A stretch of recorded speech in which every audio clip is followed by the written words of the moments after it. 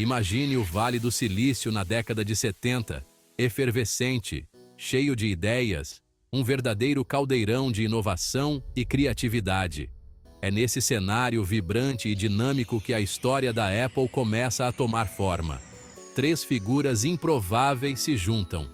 Steve Jobs, um jovem com a cabeça nas estrelas, sempre sonhando com o futuro e com uma visão única do que a tecnologia poderia se tornar.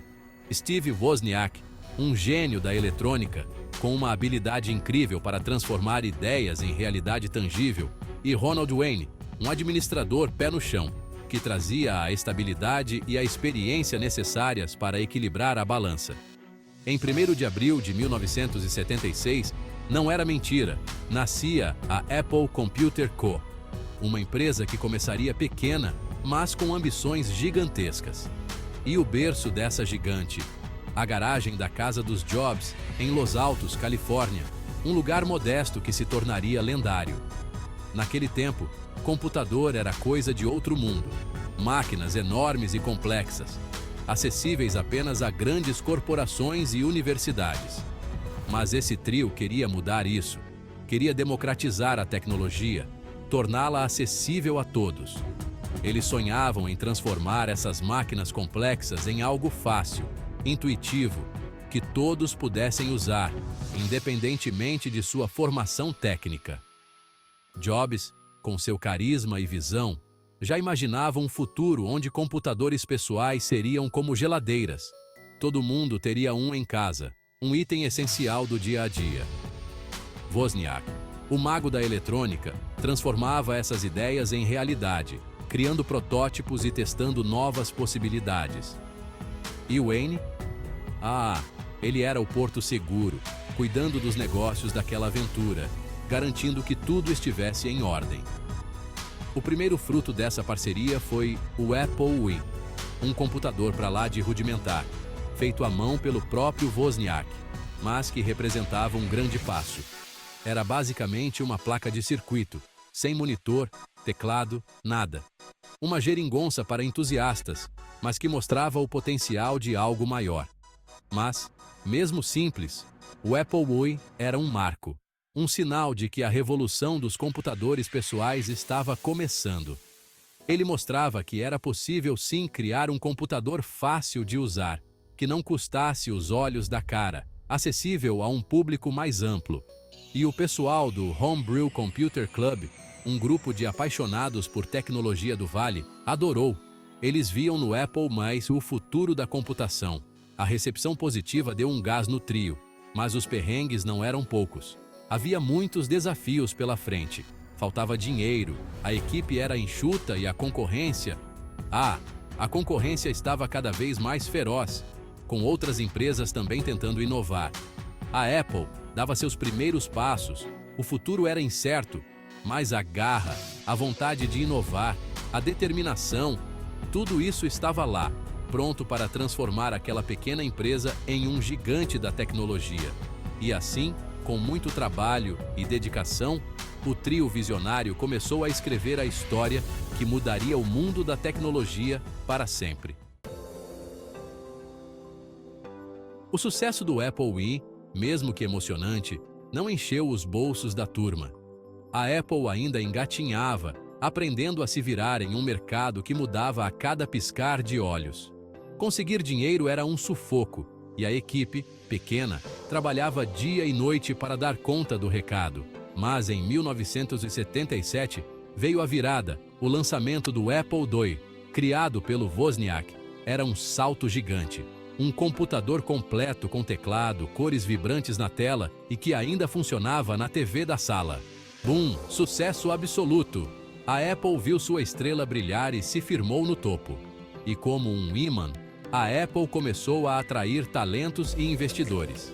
Mike Markula, um experiente executivo do mundo da tecnologia, chegou chegando, colocando ordem na casa e preparando a Apple para o sucesso estrondoso que viria.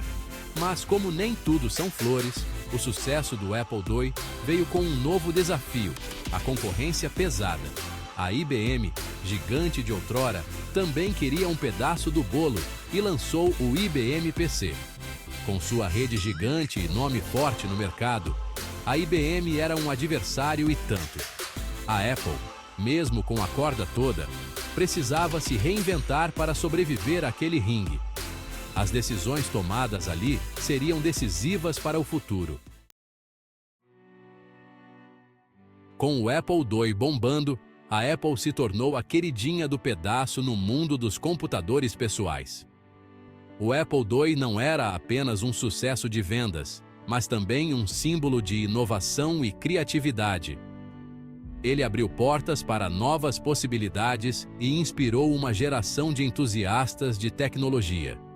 A empresa crescia rápido, contratando gente talentosa e abrindo escritórios mundo afora. A expansão foi meteórica, com novos escritórios surgindo em várias partes do mundo, refletindo o crescimento exponencial da empresa. A cultura da Apple, inovação, paixão por tecnologia e busca pela excelência, um ímã para as mentes brilhantes do Vale. A empresa se tornou um caldeirão de ideias, onde a criatividade era incentivada e a inovação era a norma. Mas, como em toda família, começaram os desentendimentos. As tensões começaram a surgir, e as diferenças de opinião se tornaram mais frequentes. Steve Jobs, a mente brilhante por trás da maçã, era conhecido por seu estilo linha dura. Ele era um visionário, mas também um líder exigente, que não aceitava nada menos que a perfeição. Exigente ao extremo, centralizador, ele queria tudo perfeito e do seu jeito, o que gerava faíscas na equipe. Sua busca incessante pela perfeição muitas vezes levava a conflitos internos. Em 1983, a Apple lançou o Lisa, um computador inovador. O Lisa foi um marco na história da computação, trazendo novas tecnologias que mudariam a forma como interagimos com os computadores. Ele trazia a interface gráfica e o mouse, ideias revolucionárias que tornariam os computadores mais fáceis de usar.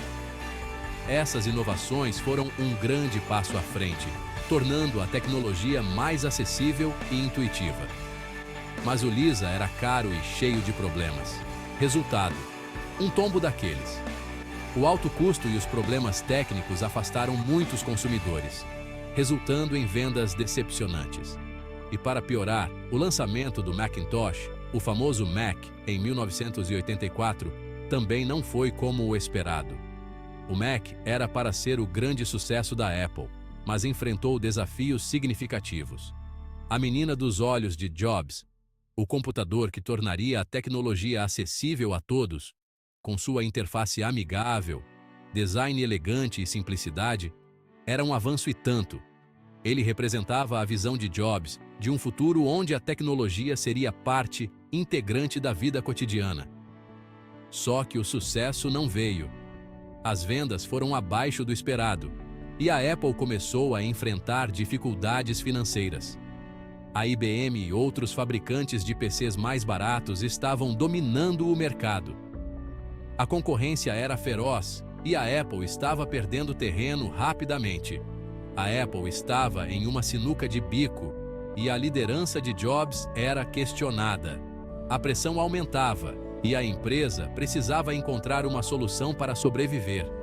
A crise de liderança se tornou um ponto crítico na história da Apple, levando a mudanças significativas na direção da empresa. A coisa estava feia na Apple.